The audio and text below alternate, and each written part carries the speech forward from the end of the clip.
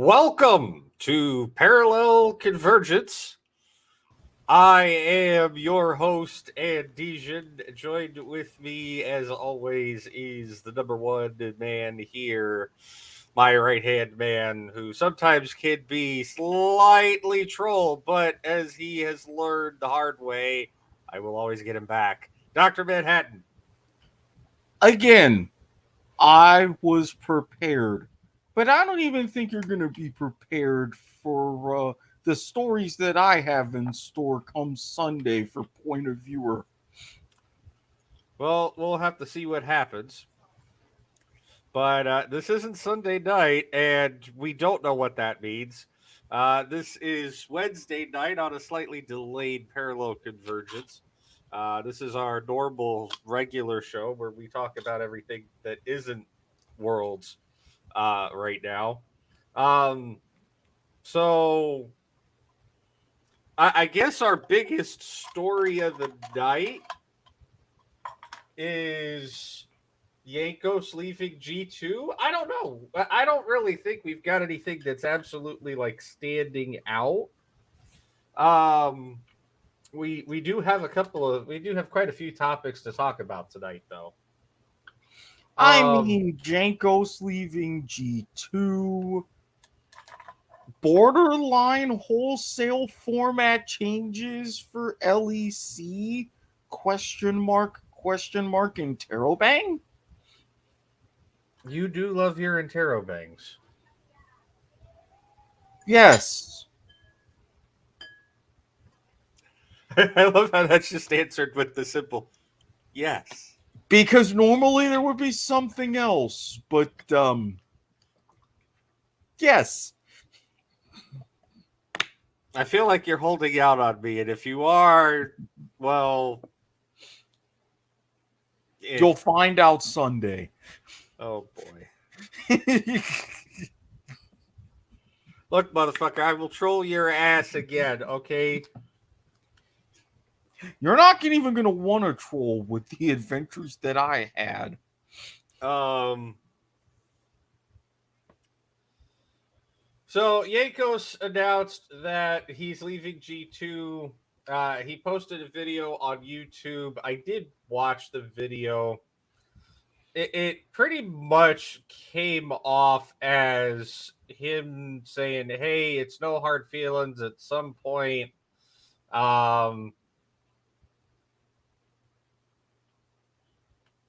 some point, everybody's got to, kind of do their own thing, and Jankos has been with G2 for forever. It's always been, Jankos and Caps, right? Mm-hmm. Now it's just Caps, and it's G2 is definitely losing a valuable player, but I don't know with what happened with G2 both this year, both with their ownership and with the team. They fell short at Worlds. I mean, Jankos has been with G2 for a long time. I'm not surprised to see him go.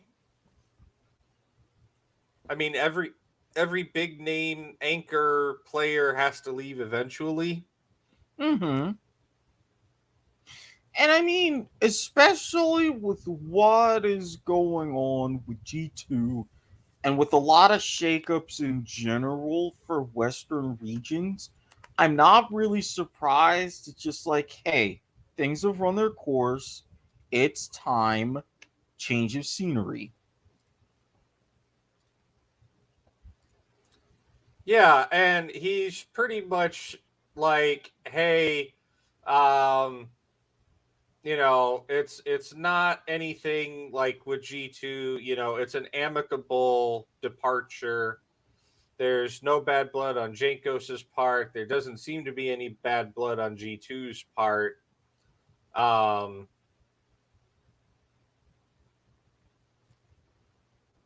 Jankos did say he was going to be going to Korea for a while. Maybe he's going to boot camp for a bit while he tries to find a new team. I don't know. I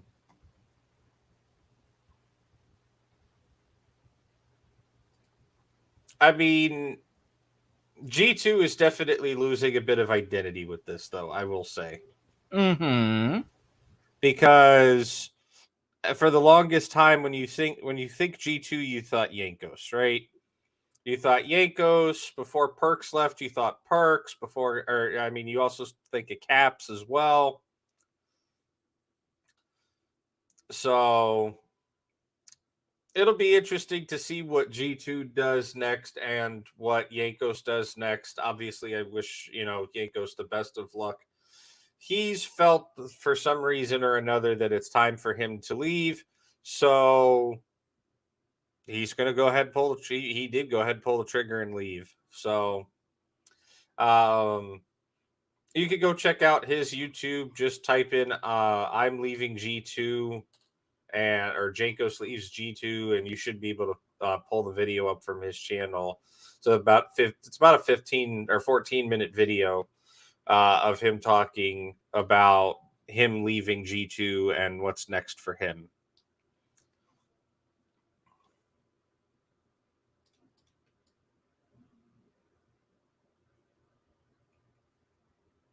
But he talks about pretty much, G2 his results, G2's results at Worlds, what he intends to do next.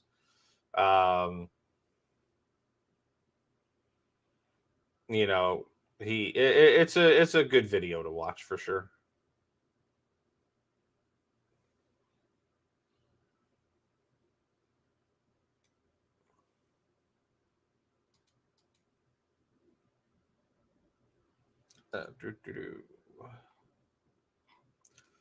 All right, so I do want to switch over to a little bit of Worlds news really quickly here.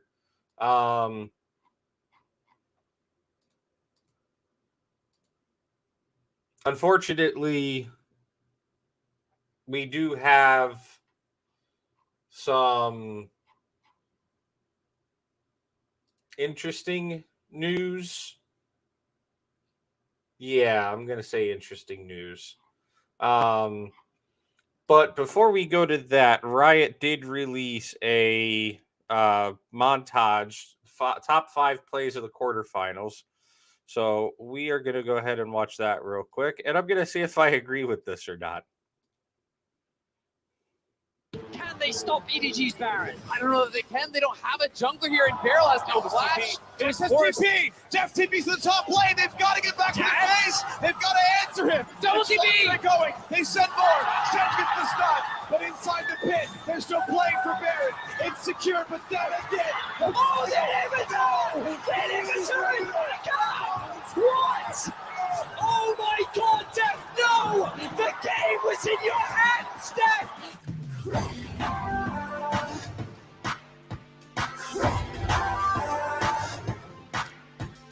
Maniobra Shuriken para pasar al otro lado de la torreta. Vienen las plumas, cuidado con el daño. Min que está a punto de caerse, hace de oro, asuntos pendientes. Bueno por parte de la escuadra Tiguan. Se cae el primero, shutdown para Honor. Esto puede ser la última batalla por equipos. Señor no consigue. Esto puede ser para Tiguan. Esto es para Tiguan, muchachos. Tranquilos porque ya está el equipo coreano. Shutdown, doble para Breeze.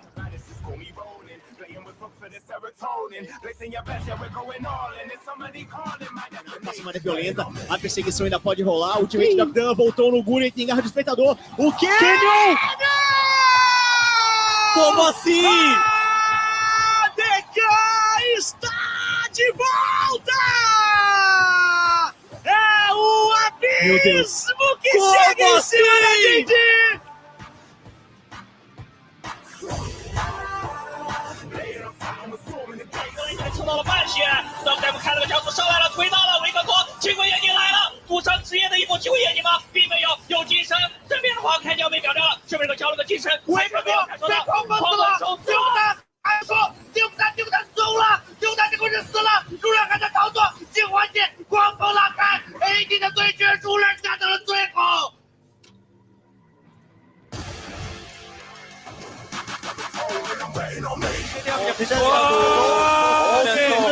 시기라도 맞겠다?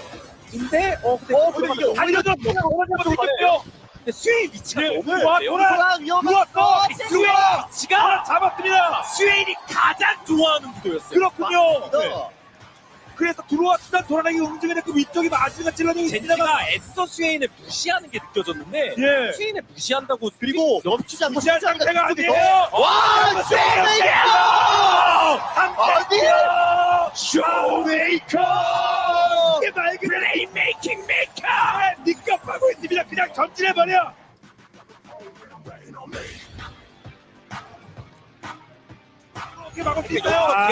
근데 표식이 이거 스트라이크는 이거 빠지지 않나요? 생각 잘해야 되는 게 잘못 막으려다가 와! 아니 이거 어떻게 먹었어요? 파이퍼 이거 오히려 잭스가 빠르면서 마지막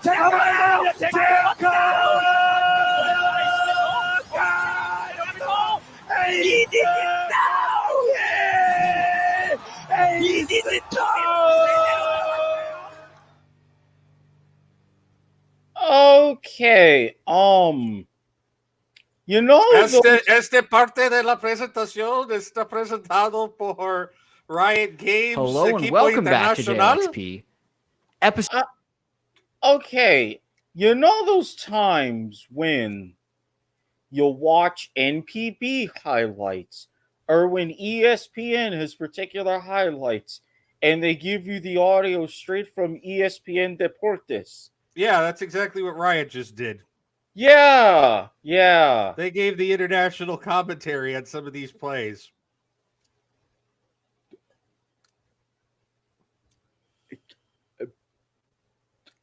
Again, este parte de nuestra presentación está presentado por el equipo internacional de Riot Games. Well done. They picked really epic plays to the quarterfinal stage, but I appreciate them giving the honorable mention to the Deft inhibitor play.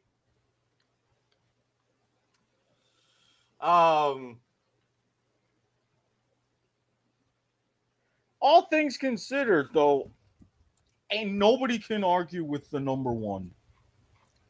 No, that Zeka Silas with the game-ending quadra kill at Dragon after they stole it. By the way, yeah, no, that was absolutely legendary.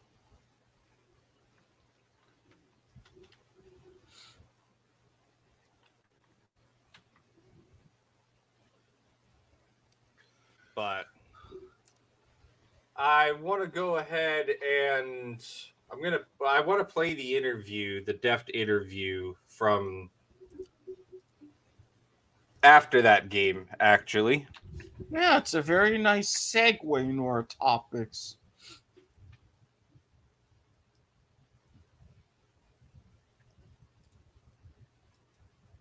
All right, give me a moment here. We get that pulled up, and it's 11 minutes, but it's definitely worth the watch. Especially, it's okay, especially since we have a pretty short show lined up for tonight. To the Oh, yeah. semifinal. First up, happy birthday, Def. 생일 축하드립니다. Secondly, Def, it's been 2,942 days since you made the last semifinal. What does it mean to finally be back? Jesus, did they have to remind them? 542일 만에 4강 무대를 보셨습니다. Yes. 데프트 선수에게 어떤 The answer to that 의미인가요? question is yes.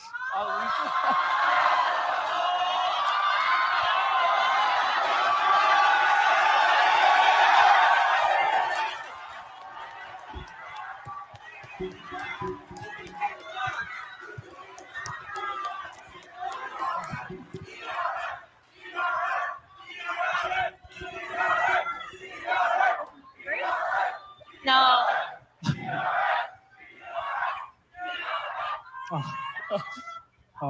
안 울려고 했는데 이게 갑자기 눈물이 나가지고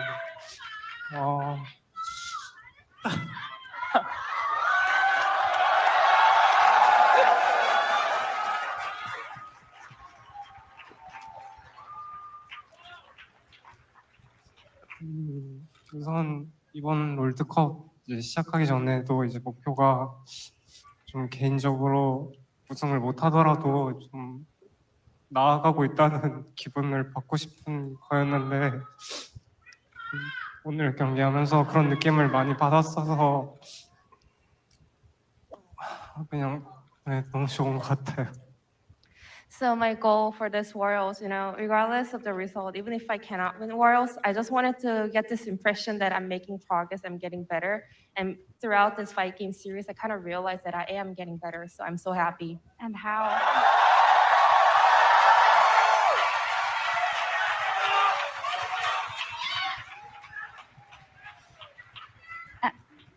Pioshik, for you also, of course, a huge congratulations. I want to ask you about the game 5, the steal near the end of it, and the final fight, and the moment you realized you would be making your semifinal. 포직 선수도 정말 축하드립니다. 마지막 세트 5세트 정말 스틸부터 해서 끝내기 한타까지 정말 엄청 났는데요. 우리 이제 이겼다 싶었을 때 그 감정 어땠는지 소감이 어떠셨나요?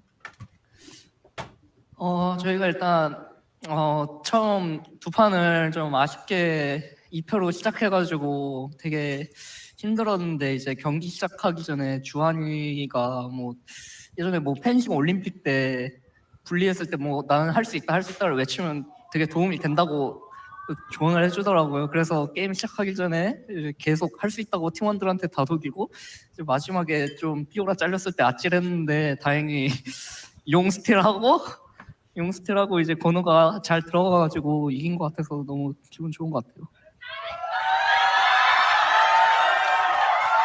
Yeah, we were in a very rough start because we dropped 2 games in a row in the beginning. But before of the beginning of the game 3, actually Juhan came to me and told me, in the Olympics there was a player who actually talk to himself like, I can do this, I can do this. Like when he was pushed against the wall and he actually won the medal. So I was like, maybe I'm gonna do that to myself. So I was like talking to myself that I can do this in my entire team, and it really worked. And also, well, in the game number 5, the last team fight, when Kingen got caught, I was a little bit worried, and then I was able to get the steal, and then Zeka found the perfect angle, and he was able to open a great team fight, and we were able to get this win. Fantastic. I think it really exemplifies how much this is a team win.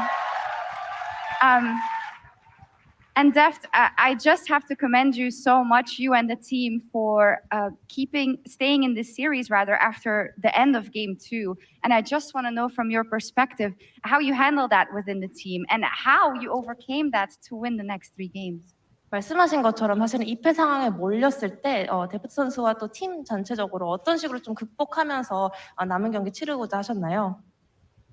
사실 2경기 질 때도 저희가 경기하면서 못 이길 상대라는 느낌을 못 받아서 진짜로 저는 진심으로 저희가 더 잘한다고 믿어서 이제 팀원들한테도 우리가 더 잘한다고 그냥 하기는 했는데 이제 이 경기 때 제가 아마 넥서스를 깰 수 있었을 것 같은데 이제 그게 너무 아른거려서 오늘 만약에 졌으면은 이제 상상하기 싫은 것 같아요.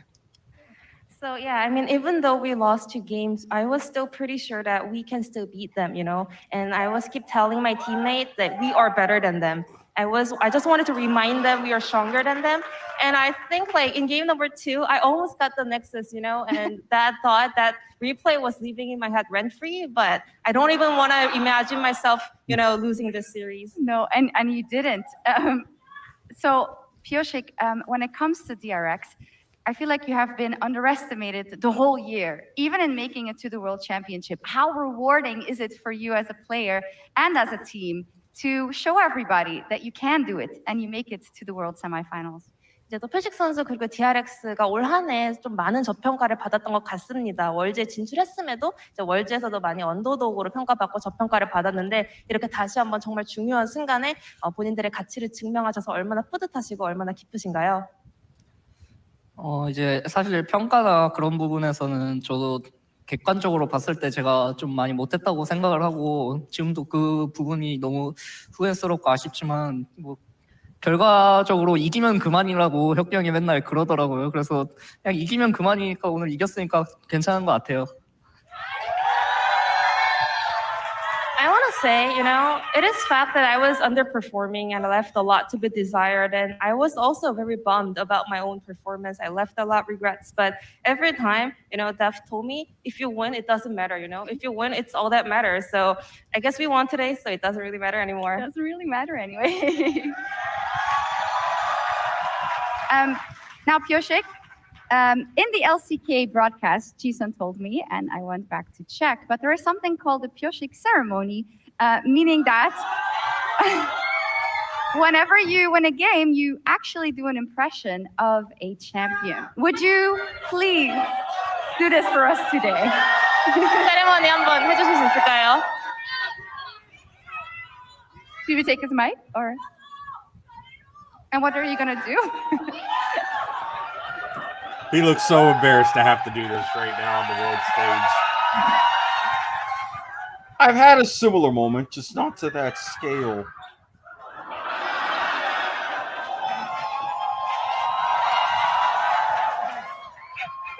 Is that supposed to be Lee Sin? I don't know.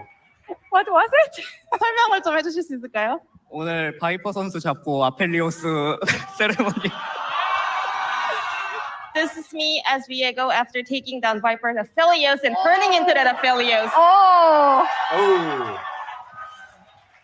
I didn't That see was great. Thank you so much for that. A I couple love more Shax. questions. It's like, Deft, that was when great. someone is victorious on stage, of course, someone unfortunately has to be at the losing end as well. And at the other side were 2 people you know very well, as well as an organization you cherish. Is there anything you'd like to say to Scout and Ameko?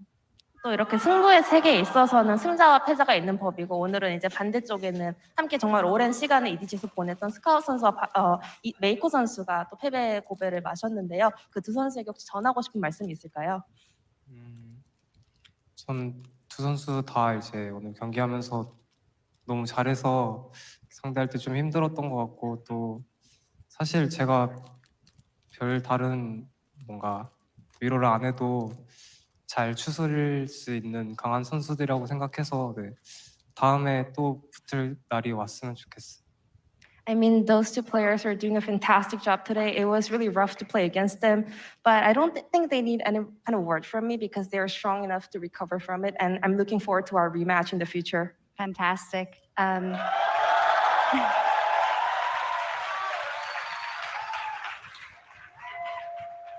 Finally, Deft, of course, the road you still have a ways to go in this, and I think a lot of people want to see you go all the way. But up next, though, you have a formidable opponent in Genji. What are your thoughts on facing your LCK brethren? 이제 데프트 선수 앞으로 또 가야 할 길들이 남아 있습니다. 그리고 다음 상대는 이제 LCK 챔피언인 젠지인데요. 어떻게 보고 계신가요? 이제 사실 이 선발전부터 해서 뭔가 계속 상대방의 이제 저랑 같이 같은 목표를 가지고 이제 경기를 하거나 했던 선수들이 계속 있어서 뭔가 마음이 불편하긴 한데 네. 뭐 어쩌겠어요. 잘 상대해서 이겨야죠. I mean, starting from the original qualifier, I get to just play against, my former teammates. We've been working so hard for the same goal, but we are now enemies. So it feels uncomfortable and heartbreaking time, but what are you going to do? You got to win. You got to win, indeed. I think that's a great final note, but I do not think we are done yet. The crowd here in New York, you started something before the interview, and I'd like you to do it again because something is coming. Happy birthday.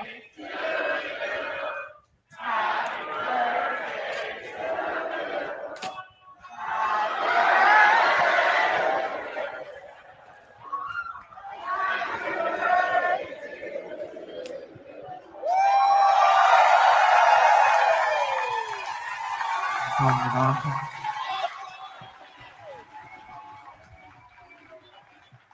Oh, they've taken it away, but congratulations one more. That has got to go down as one of the top 10, if not the best Worlds interview ever. I completely agree. Here trying to get some pudding.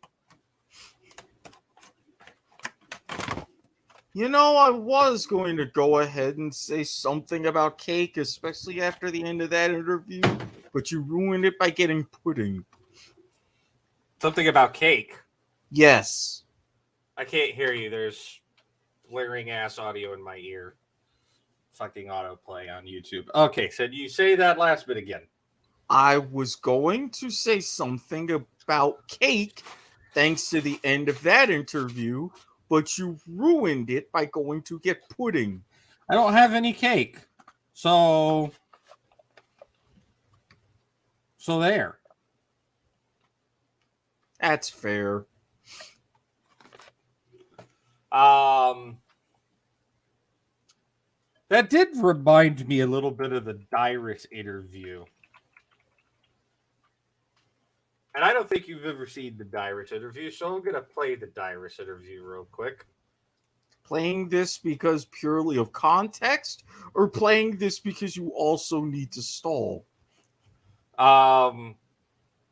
It's a little bit of both, but it's 90% context, 10% stall. Gotcha.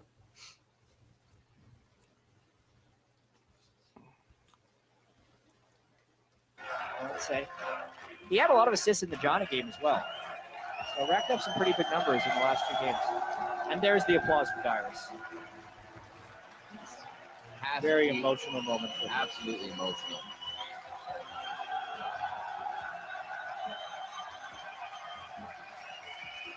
It's got to be difficult having his final game amongst experts, but they came in so cold here and ultimately could only win once the pressure was off and they had been completely eliminated. I believe we are going to be getting an interview with Dyrus as well. Recurring theme for as he North makes his American way to the teams interview in Worlds. stage to have a chat with Shock and see how much emotion he put into his career, this tournament.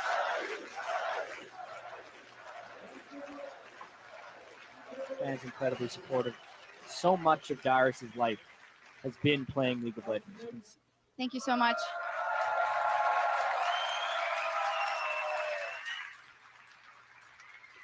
And well, first off, a huge thank you to you, Dyrus, for willing to do this interview, because I can only imagine how emotional it must be.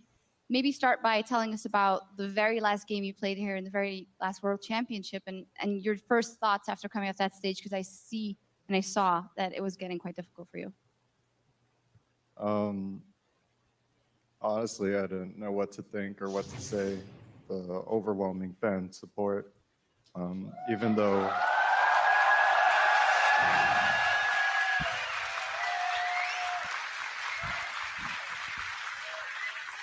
I really, really respect the energy of the crowd, no matter who they're cheering for. When it's either SOAS or Imp, it's all really fun in the end. And when someone makes that huge play and all that energy, it's just really exciting to watch. Unfortunately,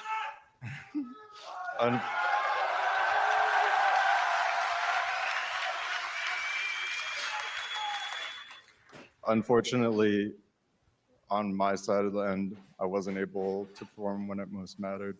And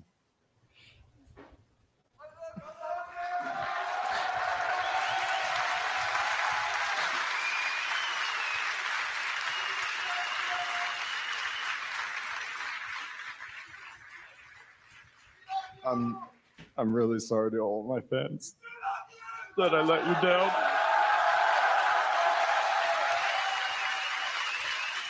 Dyrus.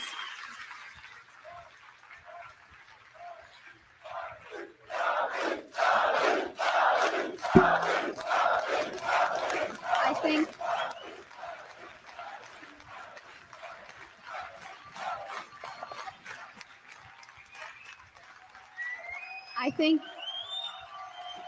it's only normal for someone like you who tries so hard to do his best to feel this way in this particular moment.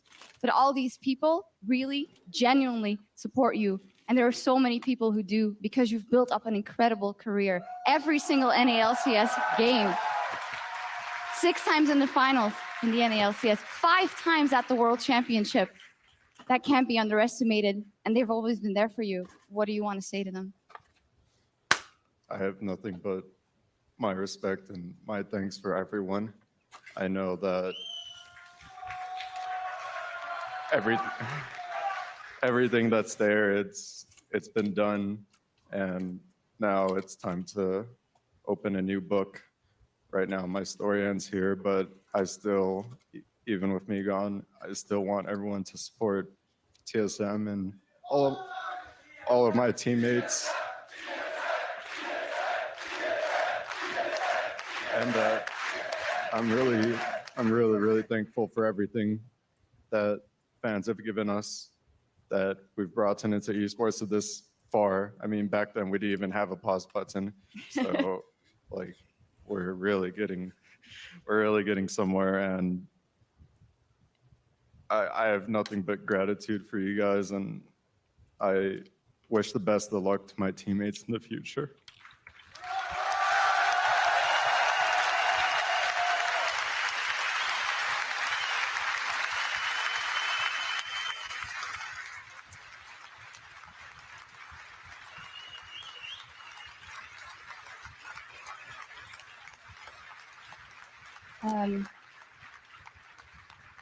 I think there's nothing left to say. You have influenced the lives of so many people, and you will continue to do that. Thank you so much for willing to do this.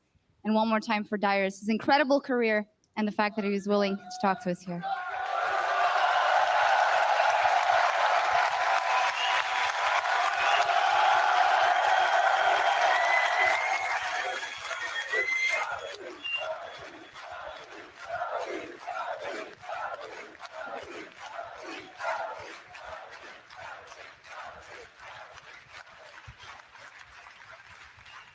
Thank you so much. Thank you. That'll be it from us here. Guys, take it away.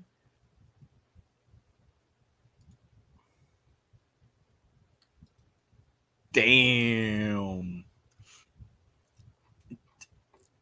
What is it with I mean, Shocks just knows how to handle, like, Shocks is like so good at being an interviewer.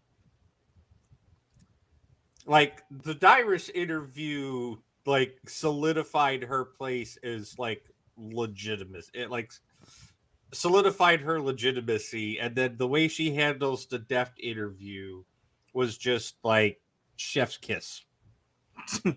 I agree with you wholeheartedly. Knowing the moment, keeping your composure, capturing it carefully, and not just getting the best material for the interview itself from the interviewees, but knowing when to just let the moment breathe for the crowd and everything else. You're on a whole other realm when you can do that. And it's funny that, this was 2015, right? 2015 World's Finals. Mm-hmm. He mentioned about how league technology was, continuing to develop and stuff. It's gone even further now. Like, yeah, they added a pause button back then, right? Mm-hmm. They didn't even have chrono break back then. Jeebus, how far we've come in 7 years. Yeah, no, Chrono Break didn't even come out until 2017 Spring Split. It was debuted in the LCS.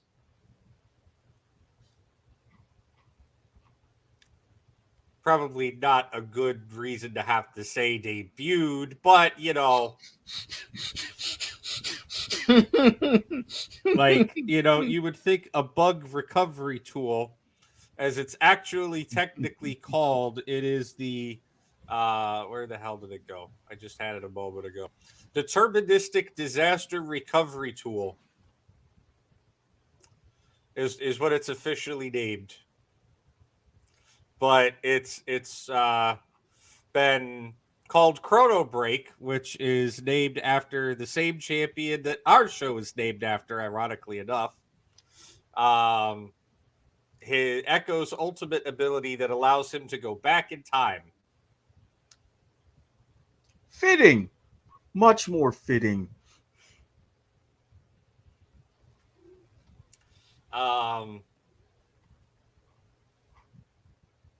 So we bring you emotional stuff to bring you more emotional stuff. Maybe not as emotional, but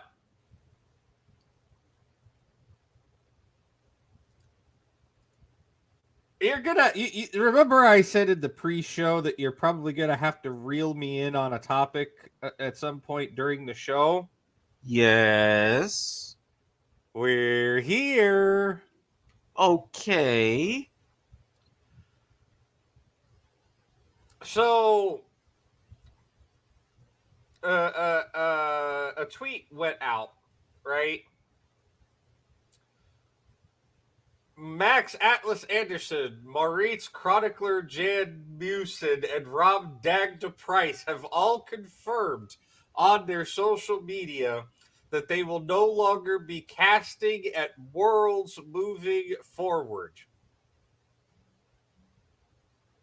Oh! Now, this is where I think you've already figured it out, haven't you? For the most part, yes. This... Uh-oh. I'm glad I'm still at least somewhat inebriated. Part of me wishes I had gotten an edible before this moment, but... Hey, rule number 3 applies here, buddy. Big time. Disembodied?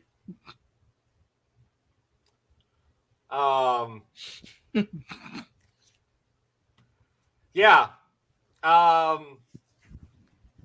The LCK and LE and LPL representation of English casters from the World Championship, or in the World Championship, have been sent home. All 3 of them are back home already in their respective, homes. They posted on Twitter. we are pretty much guaranteed at this point that all broadcast talent moving forward will be from the LCS and the LEC. And this is where I have to have an issue. Now, trying to see if we have something for this. I don't think we have anything for this.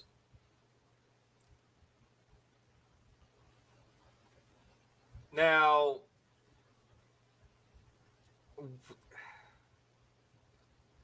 I want to preface this by saying that I have no hate for any casters, right? Right. All of the casters are consummate professionals. They do their job very well. There's only one caster who I've ever had legitimate issue and gripe with. And we've talked about her enough on this broadcast, right? I'm about to say, yes, it's one that we discussed a couple weeks ago. This hate is not meant at any casters. I'm going to make that perfectly clear right now. Okay. This is absolutely stupid, and I don't think that LCS and LEC casters should be doing the semifinals and the finals solo. I mean, especially given the representation of the teams. Exactly my point. You have, and again, I am not saying that the casters are not good at their jobs, right? I've seen, not firsthand, but I've definitely seen some insights into how much some of these casters and analysts prepare and walk in with stacks of notes on talking points and things like that for big events, right? But I have to look at the qualification list. I have to look at the resumes here and go, okay, sure, you're qualified, but we got a better person over there that can do the job, and we're not hiring him. Okay, you know what this reminds me of? And I have the perfect traditional sports tie-in. Flashback 2020. Going into the height of the pandemic, right? There were no live sports going on here at in the US at the time. ESPN, in particular, as a network, were incredibly starved for live content. So what did they do? They quickly arranged a deal to where they broadcast games from the KBO, the Korean Baseball Organization. Your typical ESPN broadcasters on a rotating basis from their homes, being compliant with all the rules, broadcasting these Korean games. This to me feels exactly like that. The broadcasters are absolutely perfect for MLB. They are consummate professionals, a lot of them longtime broadcasters, former MLB players, analysts, reporters. They are very well prepared, as you mentioned here. They go inside and out. I never discount that. However, and this is me as a traditional sports diehard, which you know quite well. If I were given the chance between my typical Sunday night baseball crew up at 3, 4, 5 in the morning in their homes, talking about broadcasting these games, doing filler and or whatever, versus someone who are English language broadcasters from the KBO, I would take those KBO broadcasters all day. They would be the ones who know that particular league, that style inside and out, and they would break it down for more American viewers. I personally Hop right would out have of the ballpark. I personally would have appreciated that and those differences as an MLB and American baseball viewer, so I know what I'm getting into as the game progresses. And that's exactly the point that I was about to make, and you hit it out of the park. These are, Dagda, Chronicler, Atlas. These are guys who are English-speaking casters that live and breathe that local meta, right? That regional meta. Sending them home now when you have 3 LCK finalists and 1 LPL finalist so far, sending them home before the 3 biggest series of the tournament? Completely disagree. I think that was a terrible I'm sorry, choice. Riot, but what the fuck are you thinking? That's an absolutely terrible choice. When you were sitting and complaining, we've seen the reports about viewership. You're complaining because of that, and you pull this maneuver. I said on Twitter, I sent a tweet out. I would love to see, and I have a feeling the finals are going to probably be Captain Flowers, Azael, and an LEC talent. I can tell you that right now. Mm-hmm. I would be willing to hashtag bet on Bovada if they put up a prop bet for it at this point. But yeah, that's a great finals, Azael and Flowers, right? But why not keep one of the guys from, why not keep the LEC, LCK guys here? And, you're going to try man cast everything moving forward, right? That's what Riot always does.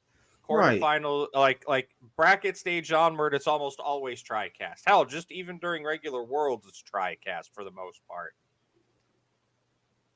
Which is something we only get at international tournaments. It's usually you got a play-by-play guy and a color guy, and that's it. Mm-hmm. If you want to showcase your LCS English-speaking talent because you're in North America, fine. But have your English talent that you have in other countries for the English fans there to help.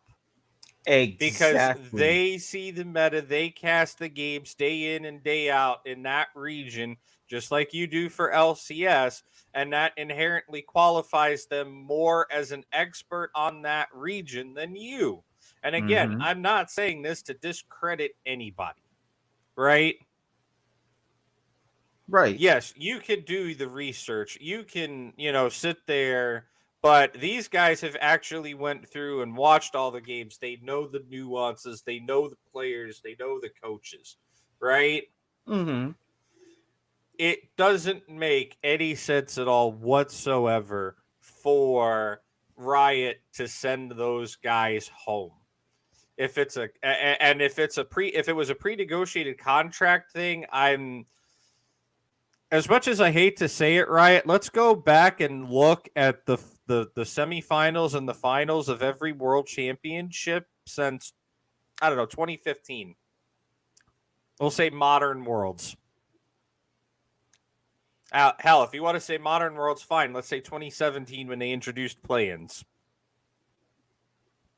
Or was that 2016? I can never remember. I want to say 17, because I know we went back about this when you determined what qualifies as making the longest run and the deepest run in terms of number of games played. Yeah, 2017. So let's go back for let's just for the sake of keeping it a fair argument. Let's go ahead and say 2017 onward, right? And I'm actually going to pull this up because fuck it. I'm counting, aren't I? Yes, you are. Okay. In 2017, we had 2 Korean teams. I'm just going to count the top 4. Okay. 2 Koreans, 2 Chinese. 2 and 2. 2018. 1 EU. Sorry, 2 EU, 1 NA, 1 China. So 3 Chinese, 2 Koreans, and 3, and I'm going to lump them together and say 3 Western regions for proper context. So 3 LPL, 2 LCK, 3 East or Western regions.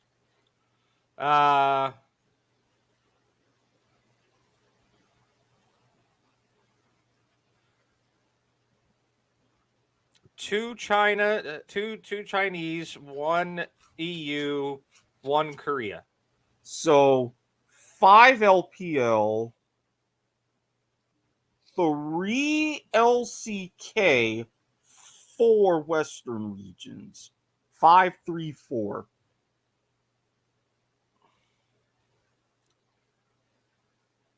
All right. 2020. I can't remember. Suning is a Chinese team. Okay. I couldn't remember if Suning was Chinese or Korean for a moment. All right, so another 2 Chinese teams, an EU team, and a Korean team. 7, 4. We run the latest ballot again because I'm at 5, 3, and 4. And those semifinals. 1 Korean, 2 Chinese, 1 EU. So 7, 5. No, 7, 4. 5. Damn it, because I'm trying to get him to be sure that 7, 4, and 5. All right, and then last 7 year, Chinese, 4 Korean, 5 Western regions. That gets you 16. 4 EU, 1 NA. Because, yeah. NA only ever made it to semis once. We know that. Right. All right, and then last year's was 1 Chinese team and 3 Korean teams. So 8 from LPL, 7 from LCK, and 5 from Western regions put together. And then if you add in this year, because we know who are in this year's semifinals so far. Mm-hmm. You have 1 Chinese team, which is JD Gaming. So that makes 9. And 3 Koreans. That makes 10. 10 LCK, 9 LPL, 5 from Western regions. 4 EU and 1 NA. Although I'm putting it in context because, again, you're saying about having LPL and LCK talent. I'm sorry, for something like this, does it really make a hell of a difference between LCS and LEC? No, Western regions. Because Actually, you're having... I would say yes, because G2 have gone to the finals like a couple times. You're putting... modern... But you're still putting in, okay, fine. To that point, even if you put them together, 5 out of 24, you really want to make a differentiation and say 1 out of 24 participants is NA? Yeah. And on average, 1 out of every 6 is LEC? Fine. 10 24s. That's 5 out of every 12 as LCK, and 3 out of every 8 are LPL. Combined at 19 out of 24, 5 out of every 8 participants, just about, well, no, almost 5 out of every 6 participants are from one of those two regions. So on average, you're talking 3 of them combined per year. I get the need for differentiation, but this emphasizes your point of having LCK and LPL English casters more so than, not to be entirely disparaging at this point, anybody else from the West, be they LEC or LCS. Am I wrong? I just did the fucking math.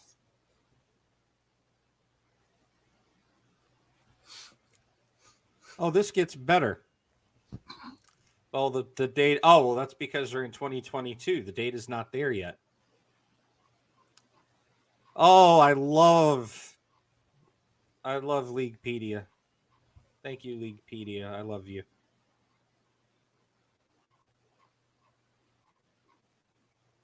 If I can.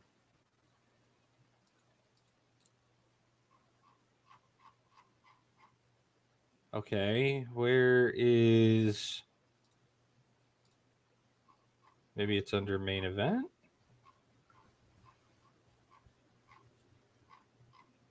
Or is this something new? It may be something new that they added this year. That would suck if it did.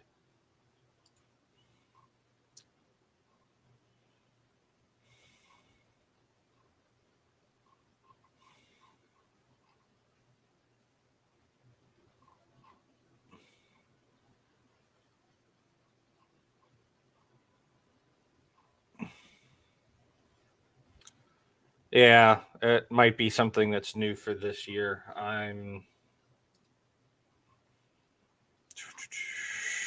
Let's see. I'll check 2020.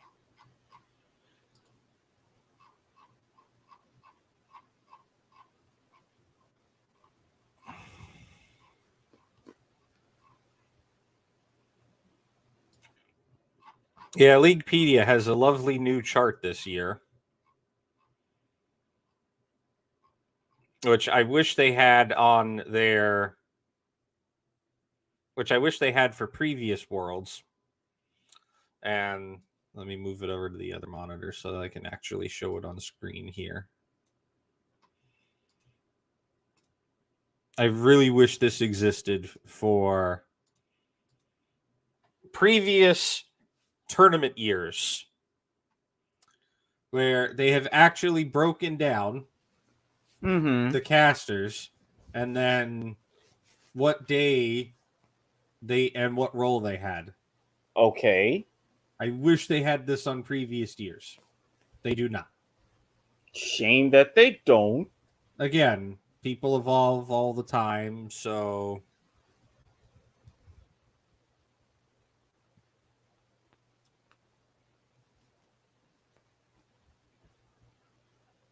it's not surprising, but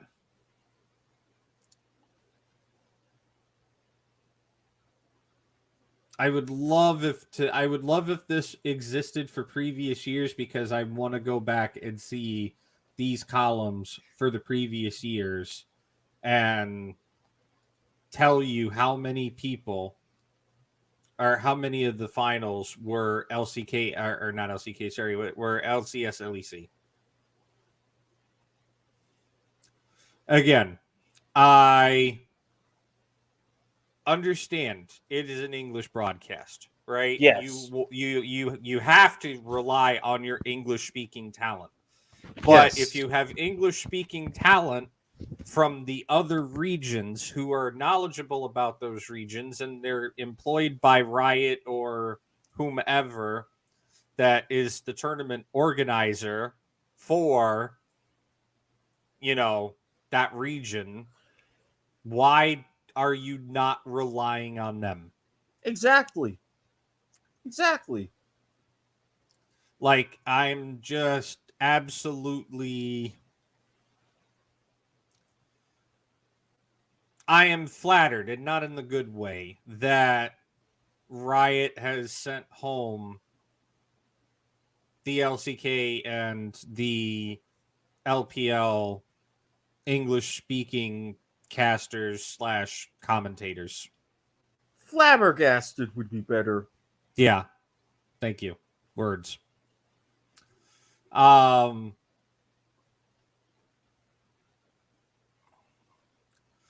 the reason why I pulled, we went and did that count there, as I was going to say, right? Mm-hmm. If it's a thing about contracts, like, oh, I'm only contracted to do the group stage and the quarterfinals, right? Mm-hmm. What in the absolute fuck is Riot thinking? There's your math right there. How can you honestly not say you didn't see this coming? The math proves that this was going to happen. Hell, you could have honestly looked at the teams before the tournament started and said, hey, yeah, we're probably going to have at least an LCK and an LPL rep in the finals.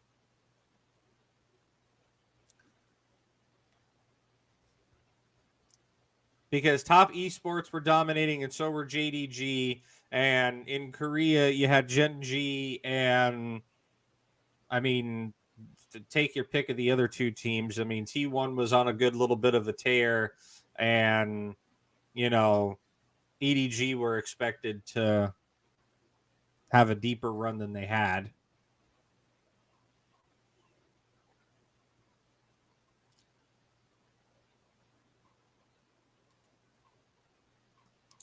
I mean, hell, EDG, right? Mm-hmm. You're defending world champions, the Chinese team. You're not going to tell me that you're not prepared for that? Apparently not. I mean, you talk about the meta of the meta right here. I look at these trends, and even as a 3-year moving average, I would say, you know what? We need to reassess this. Instead of the contract running to the end of quarters, hey, we need you most likely for semis and finals. If you don't want to make a dramatic change, just pick up an option. Say, we definitely need you here. We probably need you for here. And if we do, you're coming along. Yeah, like, put the option in the contract that says, hey, if, an LCK team goes to semifinals, we have the option to ask you to cast, and here's the rate, right? Yes. Like, I almost feel like I almost feel like these agents are failing. Maybe I don't feel like the agents are failing the casters, but Riot is definitely failing the fans here by doing this, right? I mean, the backlash on social media has been absolutely huge this year. If the agents knew better, then they're failing the casters. And that's why I'm kind of like 50-50 on it, because I know nowadays a lot of these casters are represented by the same big name agencies that,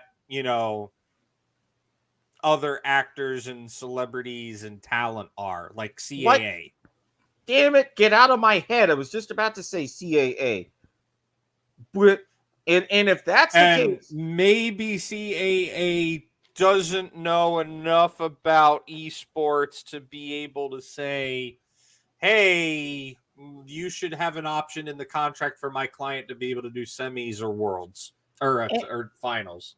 And if it's the agencies like CAA don't, start learning about it fast. Because hire us. Oh, hell yeah. We're available in our rate. No, seriously, like I maybe not. I'd love an esports job, but maybe not like literally hire us. But the point is, you need to hire somebody who actually understands the game or can demonstrate that they understand the games. They understand the nuance of the esports business, right? Mm-hmm. And can actually, and are fans, right? That they actually Yes. watch the games and understand what's going on, and stuff like that. And to be able to say, hey, wait a minute, this ain't a good deal for my client. My client is one of the best casters you got on the broadcast. Their social media, their presence, their brand awareness is like insane, right? That's like, it would be like if Captain Flowers doesn't do finals, right? I know I put a Right. lot of I mentioned Captain Flowers a lot. I do know the guy. He's an extremely nice guy, but he is genuinely this generation's of League of Legends' best caster there is. I would argue we're getting into second generation League talent, right? Maybe even third. And Captain Flowers is this generation's top tier, and I use the word generation as in like iterations of casting teams. Yeah, I get what you're saying. But Captain Flowers is at the top of the class for this generation of League casters.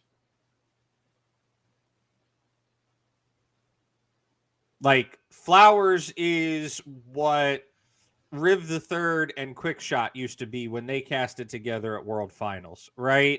Or Riv and Freak way back in the day. Like, we just heard Riv and Freak on, that Dyrus clip. That was 2015. Right? That was still first generation of League casters. Maybe second. You could argue second because we started to see people like Zyrene and Crepo and folks like them. A lot of LEC talent who is also really good. LEC and LCS talent that were really good that were starting to develop and come into form. But I could wax poetic on the history of casters in the LE in English speaking casters, but we're not doing that tonight. My point is this is just entirely an absolutely terrible decision by Riot to send home your absolute best, most qualified people for the job and say, yeah, you know what, we don't need you, or we don't want you. And that's just absolutely terrible. It is. And to kind of go back and to tie up all my point from earlier, Riot is having issues with viewership, especially because of the audience in certain regions. When you already have issues with the viewership, the last thing you want to do is to shoot yourself in the foot. This isn't, everything dropped and it went off and it hit your foot. This is a plexical burst situation. God, that's a name I haven't heard in way too long. Yeah, well, very fitting because one of his last known acts off the field in his career.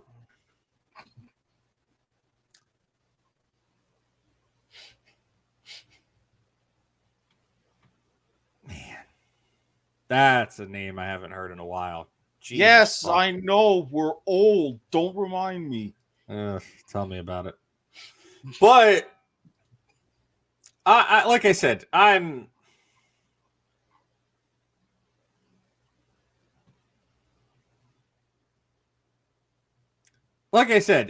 my sentiments aren't meant to tear down the LEC talent and the LCS talent that are still going to be broadcasting at Worlds, right? Not at all. Every caster, every analyst has been absolutely great so far. These guys know how to hype up games. They're good to cast quality League of Legends, regardless of whether or not the Eastern English voices are there. But it's disappointing to see Riot send home their subject matter experts. and leave the remainder of the coverage to, for lack of a better term, generalists who are still good at their job, but may not lack the subtle nuance that would be required to, I wouldn't say optimize the situation, but for lack of a better term, optimize the situation.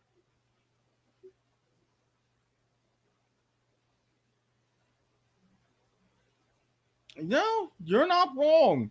And you want situations to be optimal as you're getting to the business end of the tournament like this.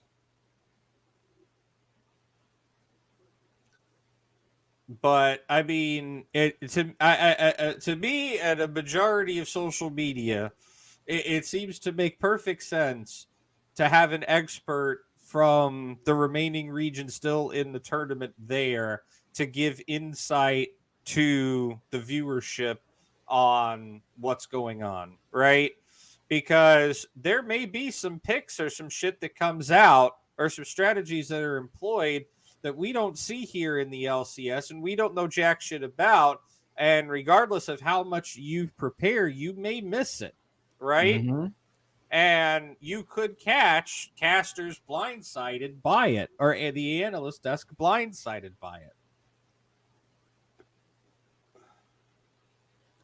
I've enjoyed seeing Chronicler on the analyst desk and having Atlas and Dagda casting.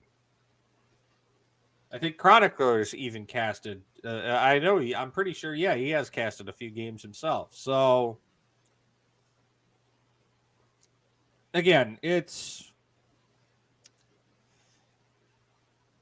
is a dumb choice by whoever is in charge of this decision with LOL Esports and Riot Games, because I doubt that the producer has anything to do with this. I would be shocked if the executive producer for Worlds had something to do with this.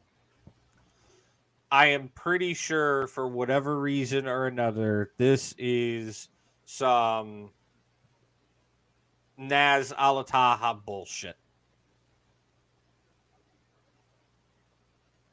Like, I'm putting this squarely on the person in charge of Worlds.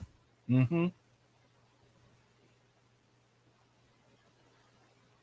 Because, again, look at the math, look at the previous statistics. You can't say you didn't see this coming. Honestly.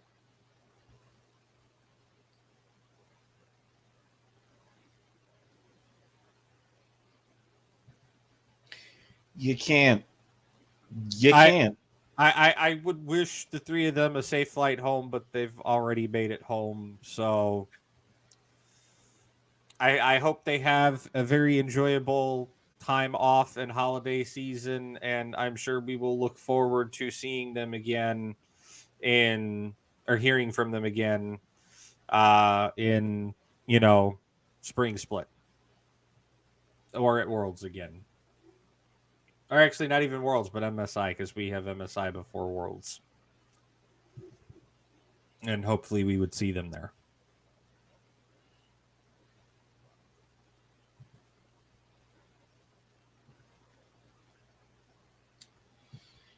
Well, speaking as far as, spring split, MSI, leading up to that for next year, as well as Western regions. We've got yeah. I know you're trying to segue in one direction, and I'm going to segue in another direction. Actually,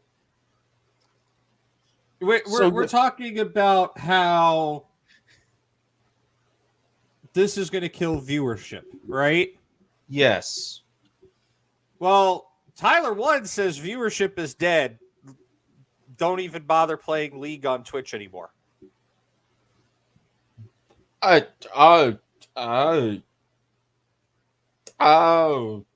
mean, we've already seen the reports that viewership is down over 40%, according to a report by Esports Charts from the group stage. And again, it's being attributed to it being an inconvenient time zone for European and Asian viewers or Asian fans. But the reason that Tyler One is thinking that Twitch League is dead, he looked through a list of North American League streamers and noticed that viewership is down across the board for League, for just regular people playing League.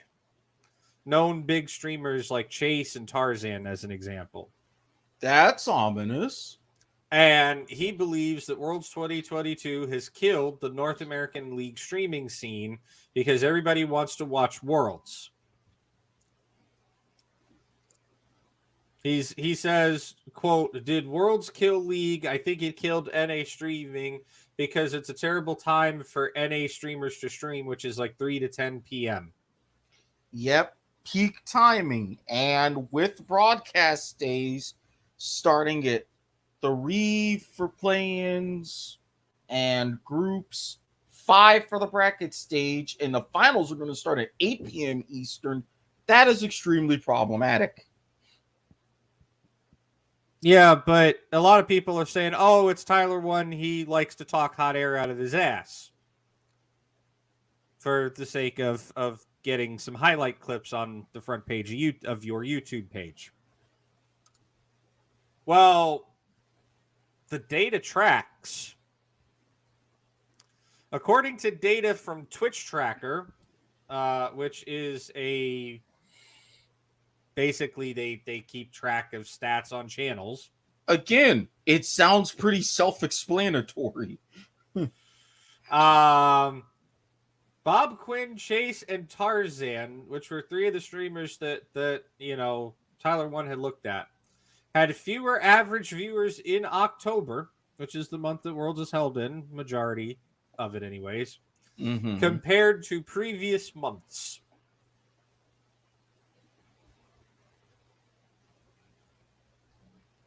Even Tyler One's viewership is going down. He's averaging 15.5K viewers, down from the 26.1K he averages throughout the year. Jesus.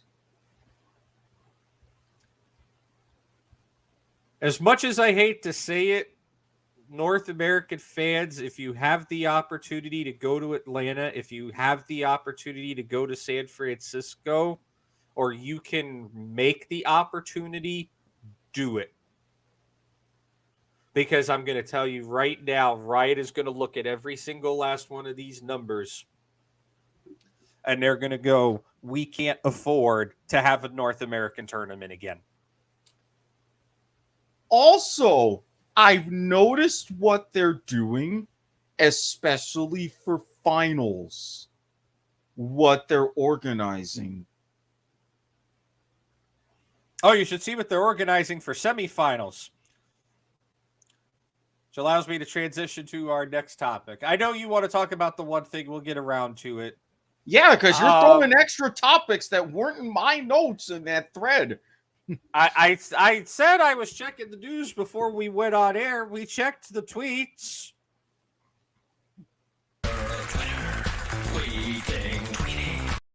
All right, we can't afford to play the whole clip today. I'm about to say, now you play it when the moment's gone. But are they doing Did somebody say a moment?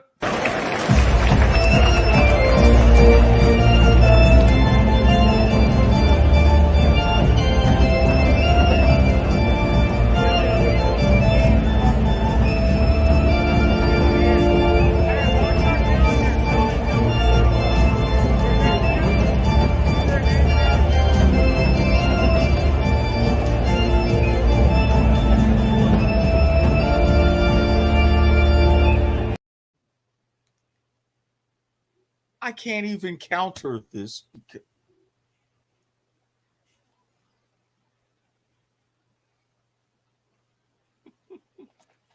Anyways, So that's what I'm saying. Are they hyping up and planning for semifinals what I've seen them mention repeatedly on broadcasts that they're doing for finals?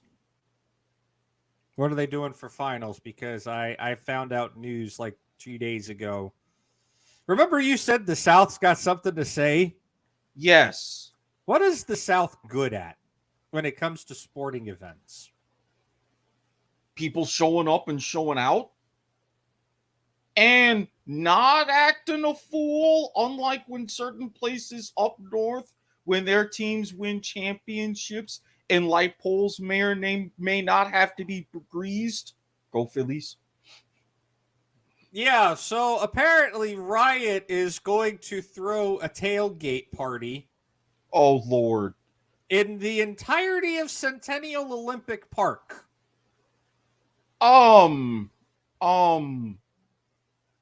Okay, good. So you do realize how big Centennial Olympic Park is. Yes. Yes, I do. They announced on the 21st that they are and I wish they would announce this shit earlier, honestly, because I'm not going to be able to go. I won't be in Atlanta until Saturday. I want to go, but I can't. Because I don't think I can alter itineraries. So are they doing this on Friday? Yeah. They're hosting a tailgate on Friday in Centennial Olympic Park. Oh my God, this is I'm going to see if I could pull this up here. Okay. On the LOL Esports page. I get the need for people who can't make it to San Francisco and setting up the deal with cinemas to do watch parties, having finals broadcast in movie theaters. I get that. That's not new, actually. I know that's I been know a it's thing for at least the past 2-3 years. I know that, but that is sensible. All right. But apparently State Farm Arena is sold out. Why am I not surprised? Duh. Literally, they said it just says Centennial Olympic, and that park is huge. It's gigantic. It's like the it's like the size of Central Park, to be honest with you. It is multiple city blocks.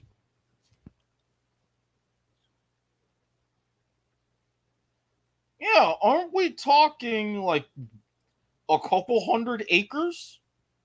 Something like that. Yeah, again, it's several hundred blocks. Or several city blocks, excuse me. I'm literally going to pull it up on the map so y'all can see how big this is.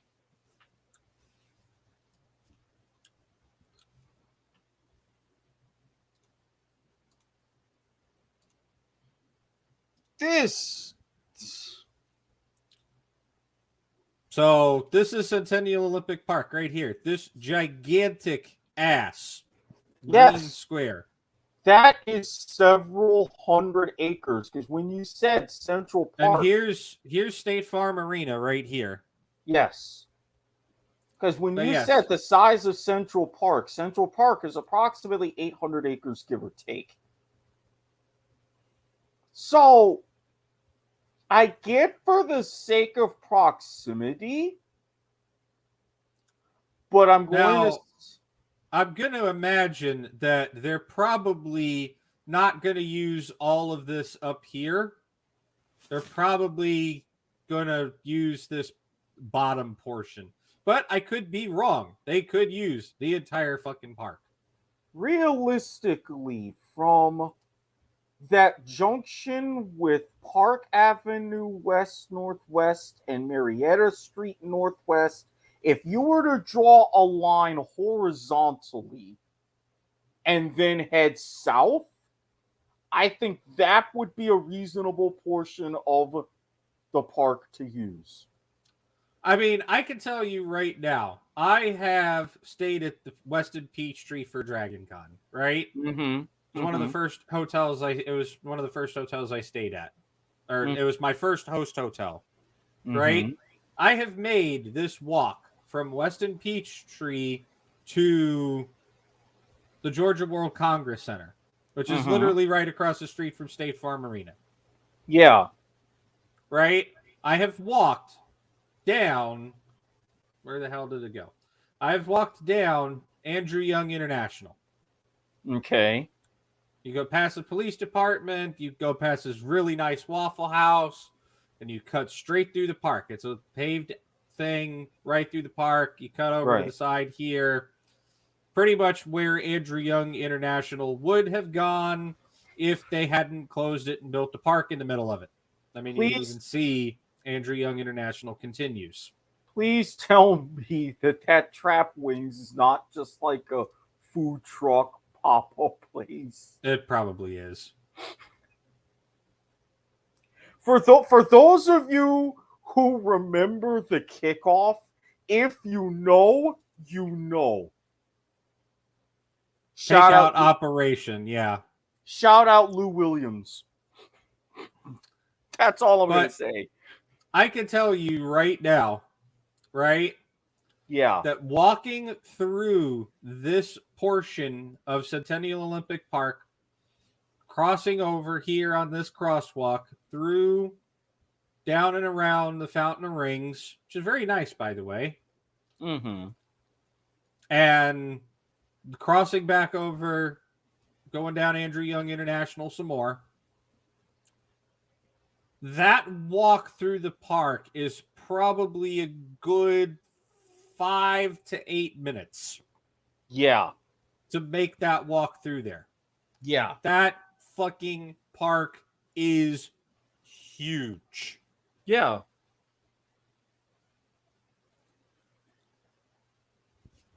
And yeah, I would not be surprised if they take over the Fountain of Rings. I know there's an amphitheater over here. They got some pavilions that they might use. I mean, it wouldn't surprise me if they do take over the entire fucking park. But just so you could see it on scale, this is huge.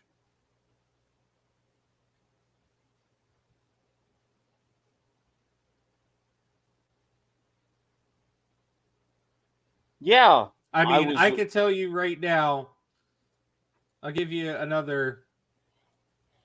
I was wrong. I was wrong about the size of the park. Altogether, it's only 21 acres, but still, that's huge. So this is the Marriott Marquee, right? That's the front of the marquee. This is the Georgia Lottery. I've made the walk from here to there before. Not as long as the length of the park, but at least half, maybe 3/4. That walk took me about 25 minutes. Okay. Excuse me. Because there's a Toastmasters thing that John does every year. And before COVID, it was held in this building. Because it was a lot of the people from the lottery were a part of it. Lottery, and they also share the building with American Cancer Society.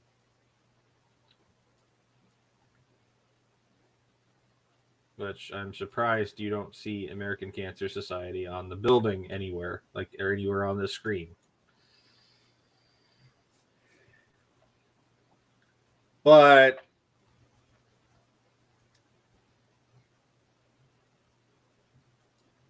that is a huge space for them to take, right? Yes. And apparently, they're going to have food trucks. They're bringing out high school drum lines, I can imagine. Dance crews and more. Yeah, whatever TV is apparently going to be there. Whatever high schools are going to be available, because Friday night in October in Georgia, I don't think that there's anything else of major significance that goes on during that time.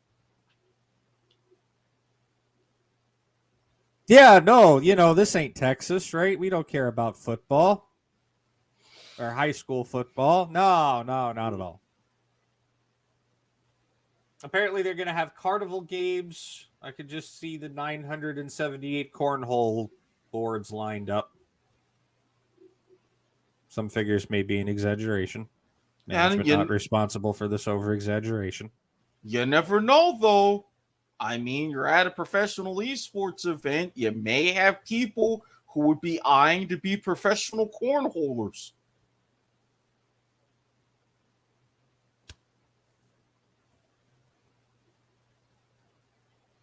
Do not facepalm. That is a legitimate thing, okay? I know it's a legitimate theme. I've seen the tournaments as well on ESPN The Ocho. Hell, they don't even relegate them to the Ocho always. Best believe that. Yeah, they usually show it after the Nathan's tournament on July 4th now. Oh, not even just that. I've seen them replay it many times throughout the year on ESPN too. That's usually where they put the Nathans. Sometimes ESPN 2, sometimes ESPN proper. Depends. Anyways. And the iconic downtown Atlanta Ferris wheel apparently is going to be lit up in blue and white. And possibly gold.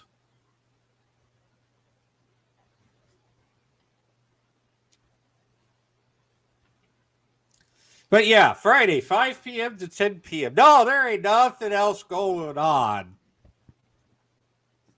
that time of day.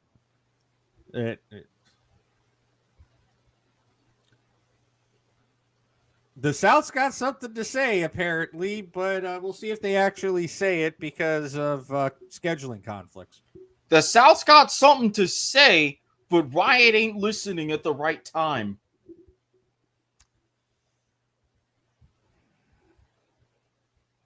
I guarantee you, they have. I'm kind of.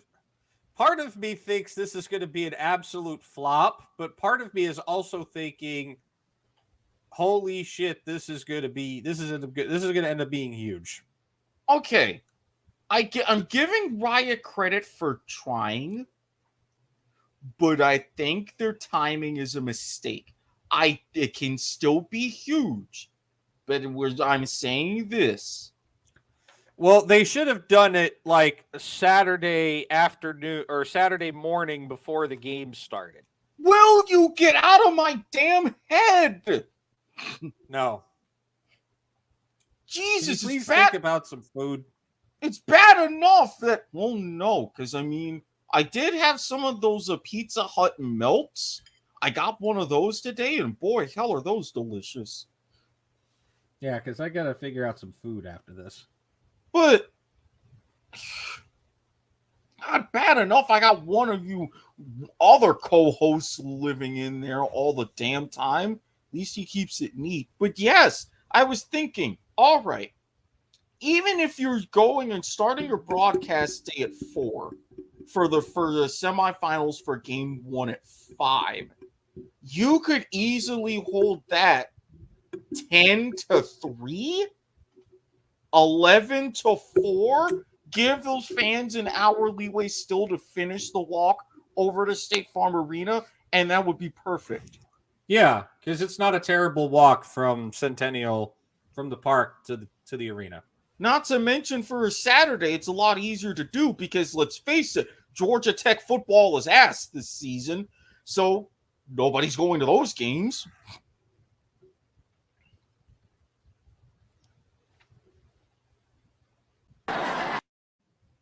Oh, yeah.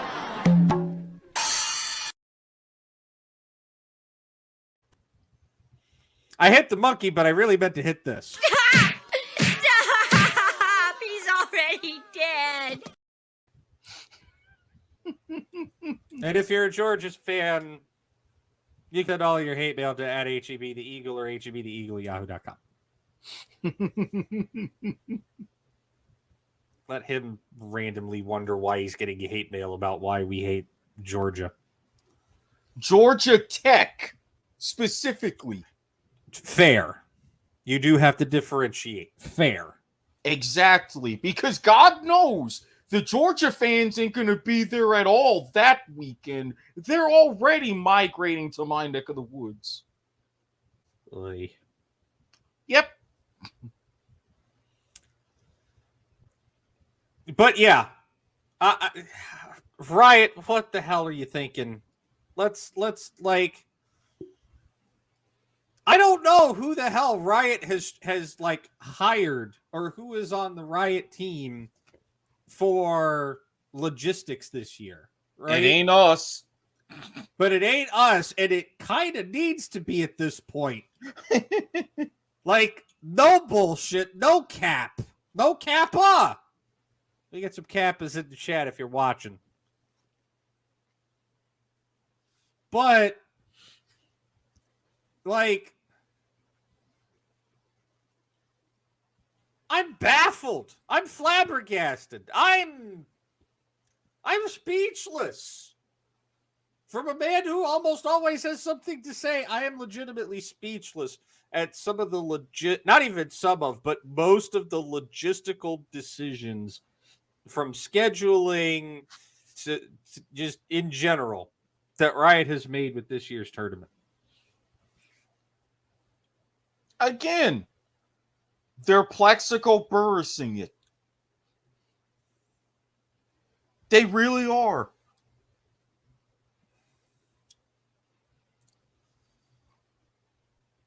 Oh, and apparently it gets worse. Oh, good Christ. How? Riot, what the fuck are you doing? Apparently, Friday was a big day for announcements in the LOL esports world.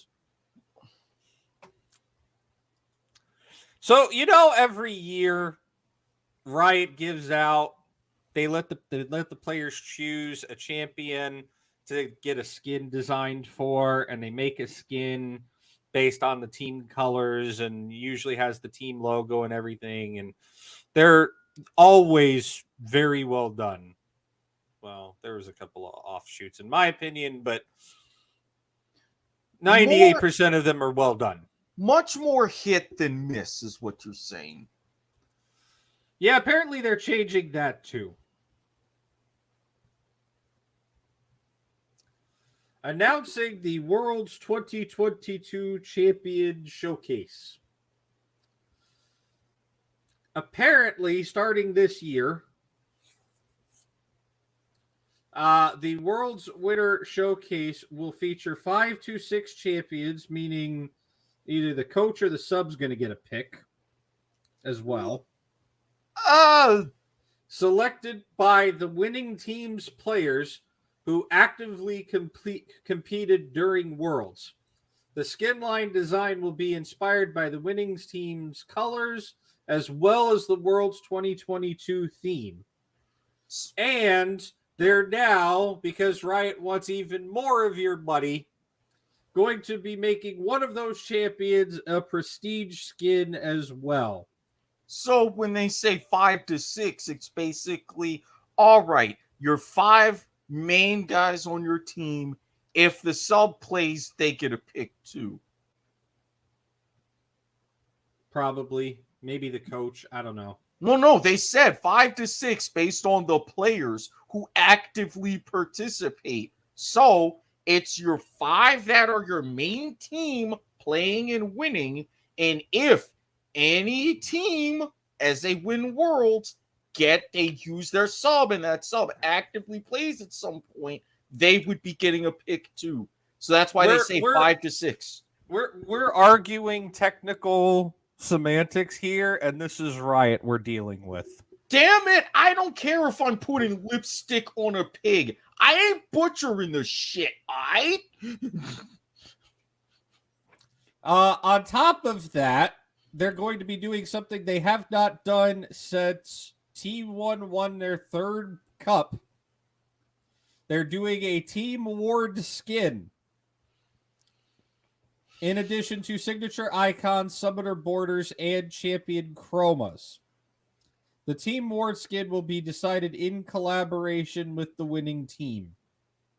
Come on, at least have the coach have the fucking ward. Y'all made a Coma award. Y'all can let the fucking coach have the ward. Y'all gave Coma a fucking T1 ward when they won their third cup. Y'all can let if y'all gonna pull this bullshit, y'all can fucking let the coach have the ward. I feel like coaches don't get enough appreciation in League.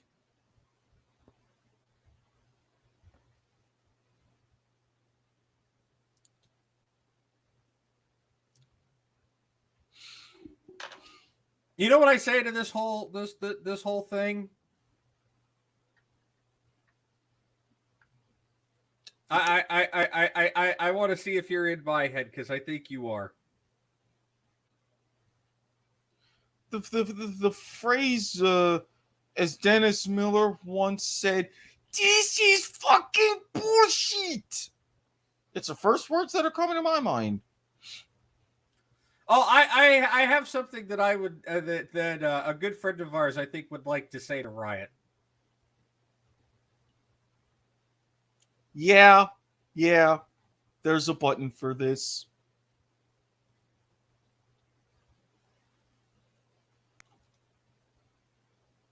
We are in each other's head because we both pressed the same damn button. Go ahead. Well, no, I had it. I was trying to see if you would get it first, but Yes! No, seriously, somebody at Riot needs to be fucking fired at this point. I'm like so over this. I'm so over some of this decision making coming out of this tournament. Did I not say that for an NA tournament, expect a whole bunch of bullshit? And what Riot was doing and what Riot was thinking? Did I expect this? No, I did not. But I said it was going to be a whole different realm because it's an NA tournament. Oh no, they're not going to do XYZ. Oh no, XYZ isn't going to happen.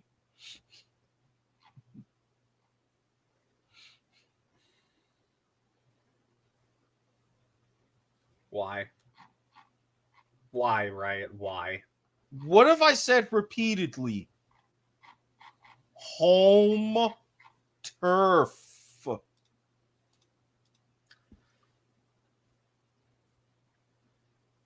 Well, would you like to hear more Worlds news? But wait, there's more? Of course, there's always more. When isn't there more? When there's less?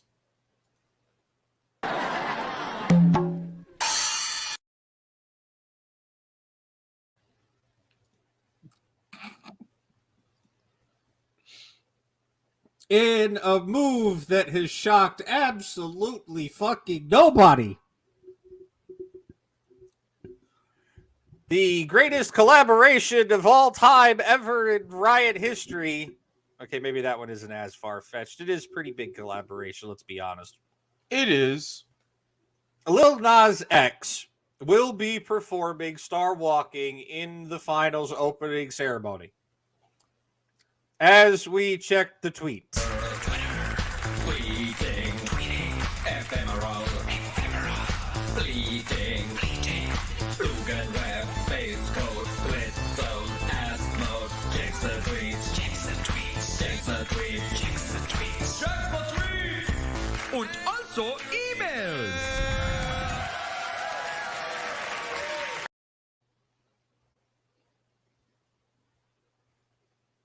As we check the tweet. And for those of you who are like, oh dear God, why? We'll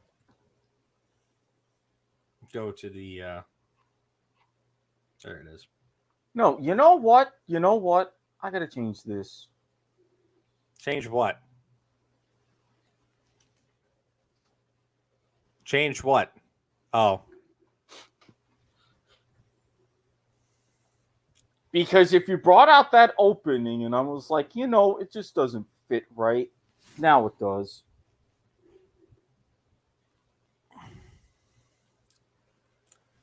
Yeah, apparently Lil Nas X, and I'm going to be honest, somebody I've never fucking heard of before. Same here.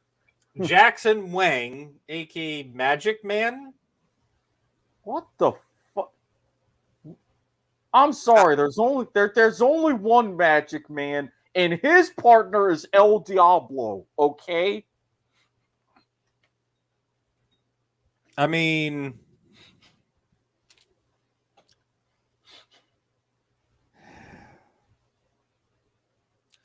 Jackson Wang, Lil Nas X opening ceremonies. That's it. That's the tweet. You were so frustrated that you no-sold that one, but I'm not mad.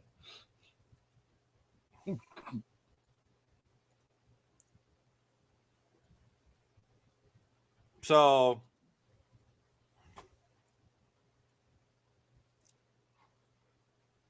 we have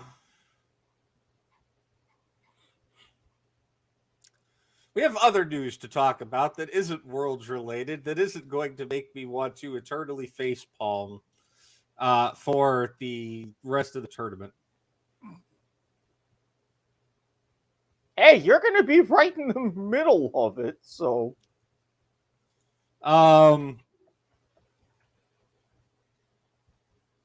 There is a rumor, and it's currently a rumor. We don't know how.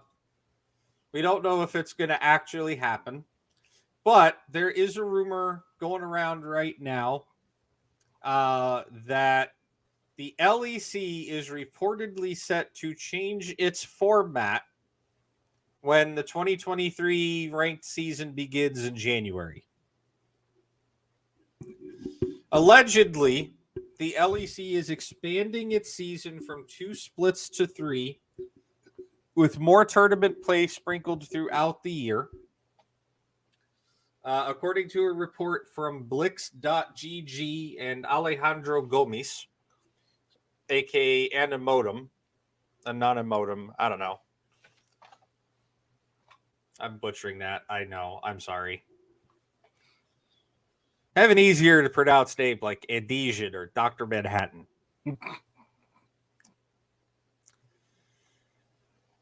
There apparently are going to be 3 splits at a grand final. The first 3 weeks are going to be the regular season, and they're going to be called Super Weeks. And then there's going to be a playoff bracket following the conclusion of that 3 Super Week regular season period.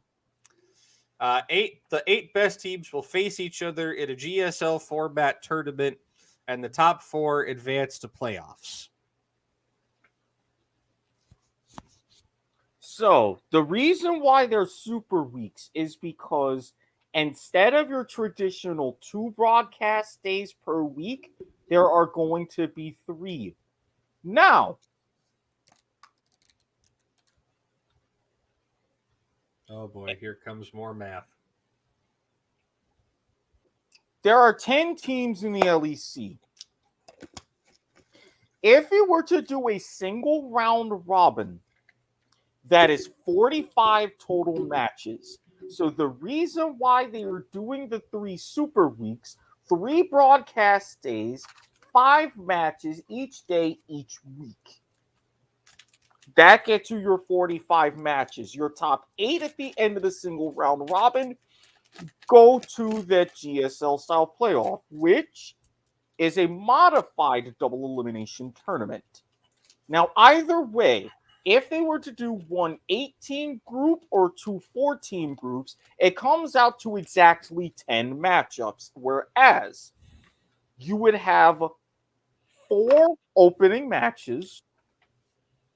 Your 4 winners play each other in 2 winners matches.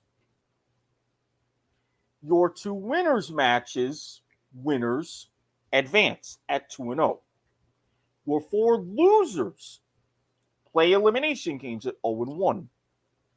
Those losers would play each other at 1-1, and then you would have your winners match losers also at 1-1.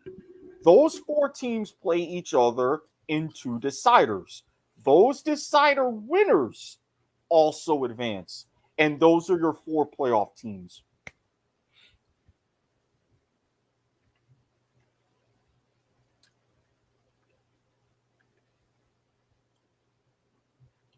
Do not If this ends up being true, and the format is exactly as you described it, we're going to get you a prize. Okay.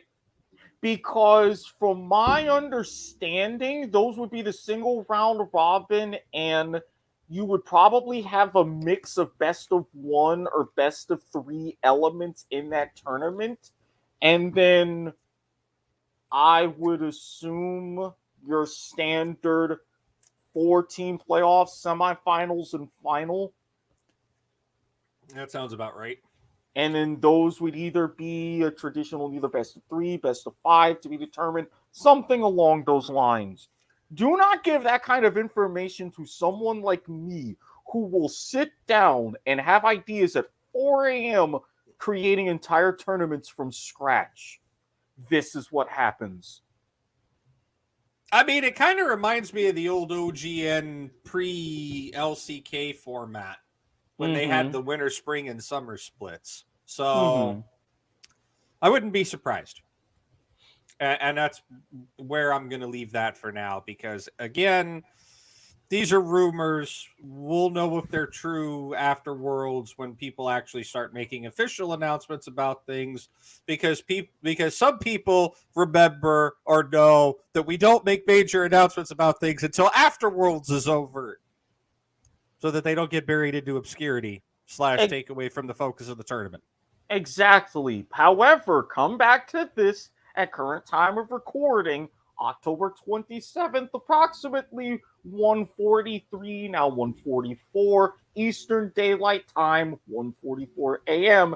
And if I'm right, fucking called it. Which is going to be hell in a handbasket when it comes to determination of who qualifies to MSI, if they even decide to send representatives to begin with. Riot will force them to send representatives, but I wouldn't be surprised if there is a regional final style tournament like how the LCK uses to determine who's going to MSI based on these various standings and these various splits.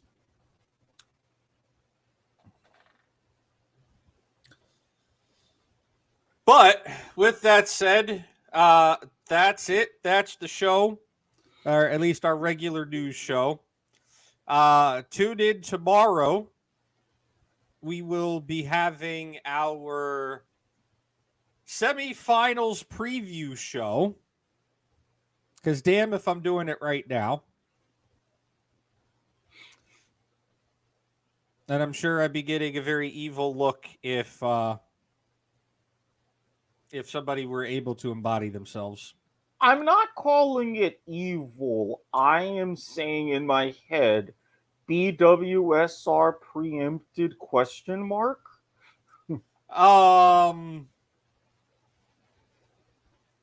I'll get back to you on that one. We'll have to figure it out. Okay.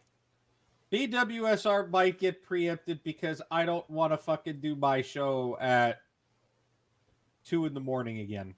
Okay. Like we did last week. Fair. So BWSR might get preempted slightly. Okay. Schedule adjustments will be made. It's not like live coverage where we must go on right now, but we will be going on before BWSR for sure. Oh, okay. Especially if y'all are doing another doubleheader, which I know you are. Well, because football season, and during football season, it's doubleheaders. Well, yeah, because, football and other sports, which actually, that reminds me. We have a hockey show to debut at some point. We do have that, but I was also because somebody is not happy about the fact that the hockey show has not debuted yet and thinks it's now not going to ever happen. I'm well aware, and damn it, But anyway, yeah, get to me about the schedule, because if it is a double header, I might need to reach out to somebody, even though it's a bit short notice. Sooner we sort it out, the better. Well, we'll talk about it as soon as we're off air here. For now, I'm Andesian. That's Dr. Manhattan. And you've been listening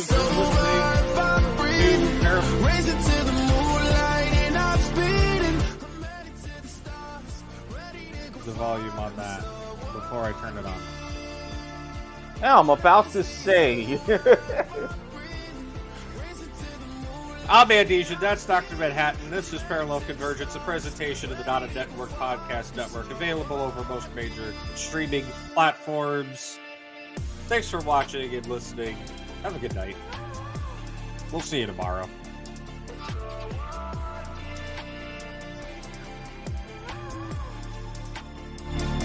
Don't ever say it's over if I'm breathing.